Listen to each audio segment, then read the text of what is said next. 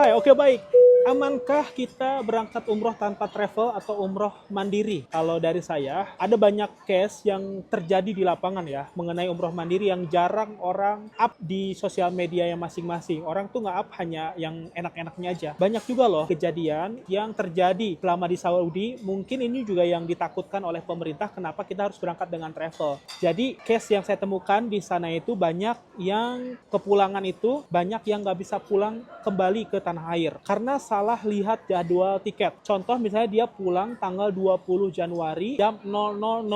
Nah, jamaahnya itu baru datang ke airport tanggal 20 juga jam 8 malam. Karena disangkanya 00.05 itu di tanggal 20. Padahal harusnya dia standby di bandara tanggal 19. Nah, ketika diminta untuk beli tiket lagi, dia nggak ada uang untuk bisa pulang. Karena dia salah jadwal tiket kepulangan, bahkan pesawatnya udah tiba di Indonesia duluan gitu ya. Dan dia baru ngeh bahwa, oh iya ya, ternyata harus standby di airport tanggal 19. Nah, ketika diminta beli tiket baru, nggak bisa. Itu sering terjadi. Dan ini case-nya bukan satu, dua ya. Puluhan, mungkin ratusan gitu yang terjadi. Yang kedua, juga banyak yang sakit dan bahkan meninggal di Saudi. Akhirnya, dia harus ngurus diri sendiri untuk ke rumah sakit. Bahkan ketika dia meninggal pun, mungkin nggak ada orang yang tahu. Disangkanya mungkin overstay. Padahal sakit atau meninggal di sana. Nah, itu juga ada case ya. Contohnya seperti berikut.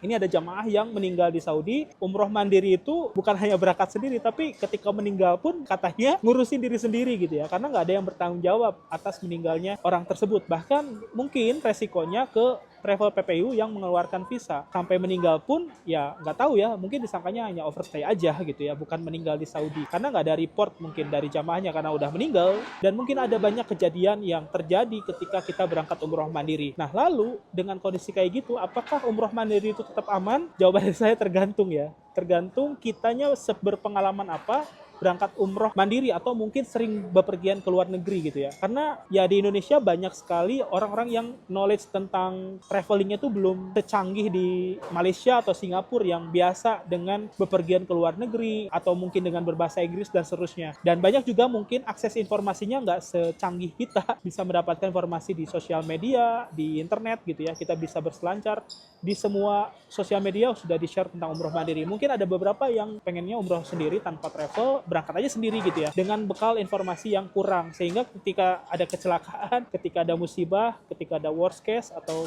kemungkinan-kemungkinan terburuk, nggak tahu apa yang harus dilakukan. Nah, mungkin tadi ya, kembali ke jamaahnya sendiri gitu. Untuk teman jalan yang mau berangkat umroh mandiri, saya sarankan untuk bekali diri sendiri mengenai informasi, mengenai channel, dan hal-hal yang kita tidak inginkan gitu ya, supaya tidak terjadi ya, cari informasinya sebelum berangkat. Semoga informasinya membantu, dan saya mau minta pendapat teman-teman, sebetulnya umroh mandiri itu aman atau enggak sih? Boleh, silahkan share pendapatnya di kolom komentar. Sampai bertemu di video berikutnya. Follow akun saya untuk mendapatkan informasi update mengenai haji, umroh, dan wisata muslim. Sampai bertemu di video berikutnya. Assalamualaikum.